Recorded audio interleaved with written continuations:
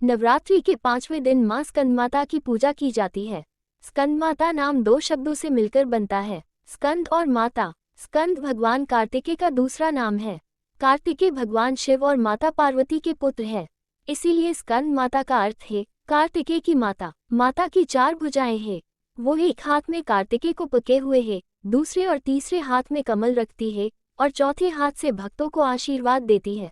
उनका वाहन शेर है और वह कमल पर विराजमान है। स्कंद माता विशुद्ध चक्र की अधिष्ठात्री देवी है। विशुद्ध चक्र हमारे गले के उभरे हुए भाग के ठीक नीचे स्थित होता है।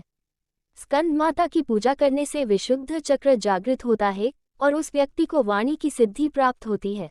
व्यक्ति का आयुष्य बढ़ता है और वो विद्वान बनता है।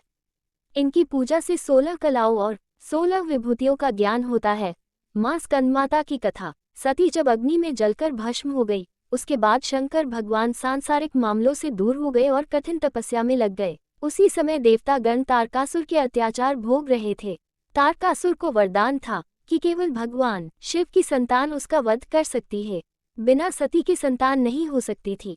इसीलिए सारे देवता भगवान विष्णु के पास गए। तब विष्णु जी ने उनको कहा कि यह सबकी वजह आप लोग ही हो। अगर आप सब राजा दक्ष के वहां बिना शिव जी के नहीं गए होते तो सती को अपना शरीर नहीं छोड़ना पड़ता। उसके बाद भगवान विष्णु देवताओं को माता पार्वती के बारे में बताते हैं, जो सती माता की अवतार है। तब नारद मुनि माता पार्वती के पास जाकर उन्हें तपस्या करके भगवान शिव को प्राप्त करने को कहते हैं। मां पार्वती की हजारों वर्षों की तपस्या के बाद भगवान शिव उनसे विवाह करते हैं। उन दोनों की ऊर्जा से एक ज्वलंत बीज पैदा होता है।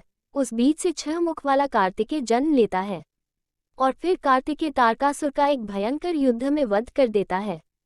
तभी से स्कंद माता एक सर्वश्रेष्ठ पुत्र कार्तिकेय की माता के नाम से जानी जाती है।